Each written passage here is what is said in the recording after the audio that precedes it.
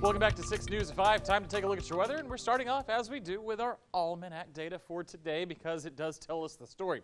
Woke up this morning, it was very chilly outside. 36 degrees is where we started the day in most areas across the 6 News viewing area, right around that spot. Most everybody right around or just below 40 degrees, so it was definitely coat weather this morning, but it was also a day for layers as we ended the day at 74. So a very comfortable afternoon, still below average. Don't get used to that. Big changes coming up as far as the averages are concerned here over the next few days. Out there right now, still 74 in Waco, 75 in Cameron and Hearn, 76 in College Station. Out to the west, a little closer to 80.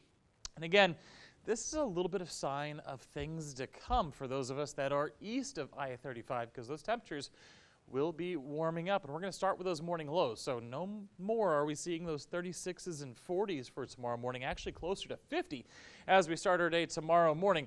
A little bit more humidity in the air, not much. It's still very comfortable outside, but enough that our overnight lows are not going to fall the way that they fell this morning and yesterday morning. For tomorrow afternoon, you can see that warming trend I've been talking about is now firmly in place. Mid-70s today. How about the mid-80s for several of us tomorrow? So it's going to be a significantly warmer day, still right around average for this time of the year, though, and that's only half the story. The other half of the story is this. Humidity will stay low. Like I said, we have those south winds, but there's just not a lot of moisture coming in on those south winds just yet. So with drier conditions, combined with slightly breezier conditions as well. You can see winds out of the south 10 to 15 tomorrow afternoon.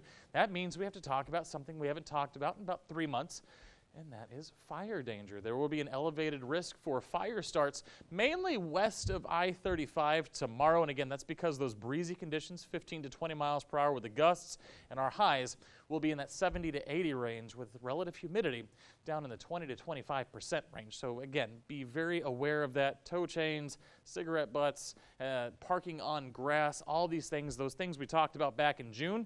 Keep those in mind for tomorrow as well. Now, we've been below average to start the week, but take a look. Our averages at this time of the year typically drop down into the upper 70s by Friday, Saturday, and Sunday, but our temperatures, the actual temperatures that we'll be dealing with this year, are kind of going the wrong direction. 84 for tomorrow, 88 by Thursday, 93 by Friday.